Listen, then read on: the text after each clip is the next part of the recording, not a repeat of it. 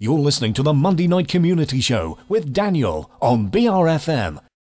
This is the Monday Night Community Show, and I'm Daniel. As always, it's great to have you along with us. And now it's time to hear that interview I did with Louise and Rob. Of course, Louise, part of the Rose Tinted project in Leysdown, and Rob, a newly appointed artist for the lighting project. They'll be telling you more about that. Of course, as always, it's an update on the Leysdown Rose Tinted project. Normally I catch up with Laura and Louise every so often, probably once every 2 to 3 months, with a bit of an update on how the project is going. Firstly, I asked Louise for a bit of an update. Sure. I mean, we've been quite busy installing some new seating on the new cycle trail, on the Hearty Trail, and also if you come down to Leysdown, you'll see that the roses are flowered and they look great and they smell lovely. I was going to say, it really looks nice, and it almost is starting to look a bit like the rose tinted booklet when the idea was sort of being initially conceived. It's really exciting to finally see them bloom, and it has that smell which was in rose tinted. It was about having that abundance. And they look great, so we're really pleased, and the sculptures are settling in nicely as well. So yeah, we're really happy with the projects and how they've progressed. Now, the most recent project is the lighting project. I was wondering perhaps if you could explain to our listeners a little bit about it, and then go on to how things are going so far. Yeah, well, we've just we put a commission out for an artist to look at the lighting scheme on the seafront, 80-metre strip. And we've appointed Rob Ollins, who's an artist who's working in and around Leysdown at the moment, and he'll be looking to create a new scheme for that seafront, something quite unique for Leysdown, so it's exciting. Now, Rob's been working with the local school as well. He has. He's just spent the past couple of days in and around Leysdown on the beach and in the school, and they've been getting excited about possible designs and ideas for the seafront. Now, we're very lucky to have Rob with us this evening, and some of the models that the kids have been involved with are out on the table. I was wondering if you could explain to our listeners, Rob, and firstly, thank you for speaking to us as well.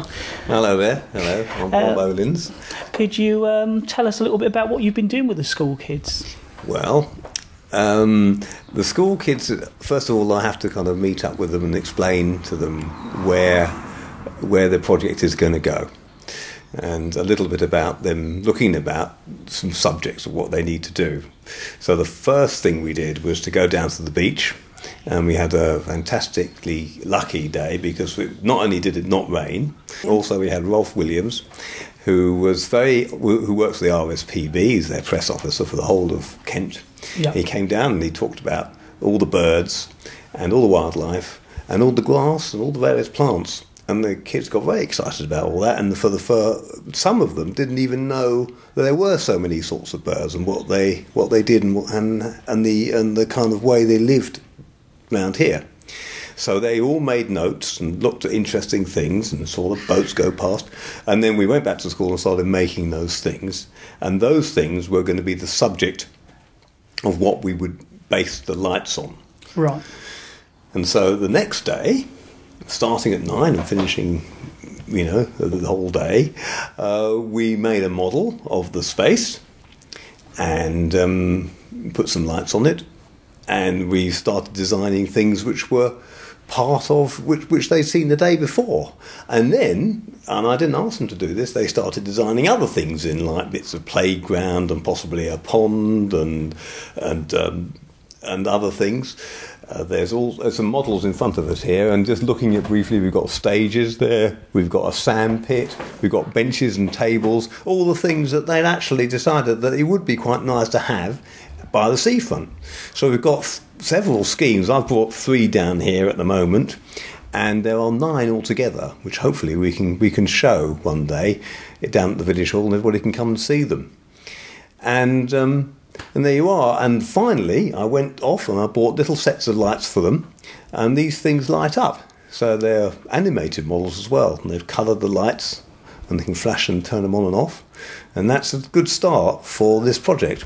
So a real interactive project and getting them to re-look at the area they're in and get them to think about what can be possible. Absolutely. And although they were a bit nervous at first, they got into it. Certainly did by the end, and a bit tired at the end. They all came back, but hopefully we'll keep them on board, and when they come back to school in September, we'll keep them on board and we can see what else we can do with them.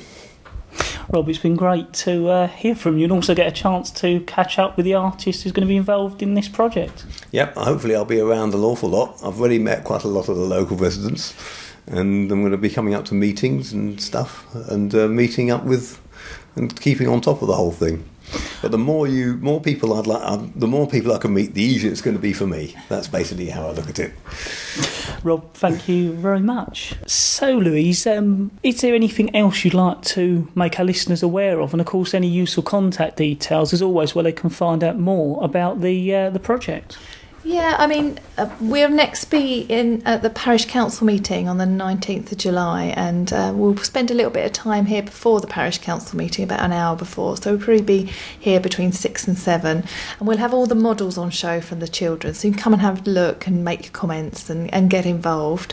And we'll also be speaking at the parish council meeting, giving people an update as well, so come along and meet us there. Otherwise, you can get in touch with me, louisefrancis@swale.gov.uk.